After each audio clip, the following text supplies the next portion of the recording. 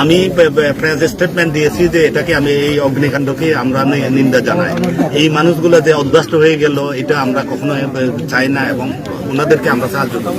শুধু তাই না, এখন আমাদের প্রধান উপদেষ্টা মহোদয় উনি স্টেটমেন্ট দিয়েছেন যে এটাকে উনি দায়িত্বহীনভাবে নিন্দা জানিয়েছেন এবং এই যে যারা ভুক্তভোগী তাদেরকে যেভাবে হোক সাহায্য এবং সহযোগিতা করতে হবে এটা উনি খুব ভালোভাবে বলেছেন এবং আমাকে জোর দিয়ে বলেছেন যে তাদের জন্য সবকিছু করতে হবে। আমরা যতটুকু পারি মন্ত্রণালয়ের পক্ষ থেকে আমার স্থানীয় প্রশাসন যে আছে ডিসি, এসপি, জেলা পরিষদ এবং আমার পার্বত্য মন্ত্রণালয় আমরা সবাই মিলে ডেফিনেটলি কিছু একটা করব ওনাদের জন্য।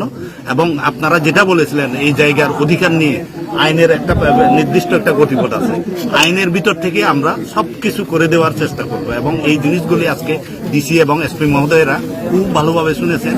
আইনের মানুষ তারা এবং তারা আইনটাকে সঠিক ব্যবহার করে সঠিক জায়গায় এই জমিগুলি হস্তান্তরিত করবেন এই অনুরোধটা আমি রেখে যাচ্ছি।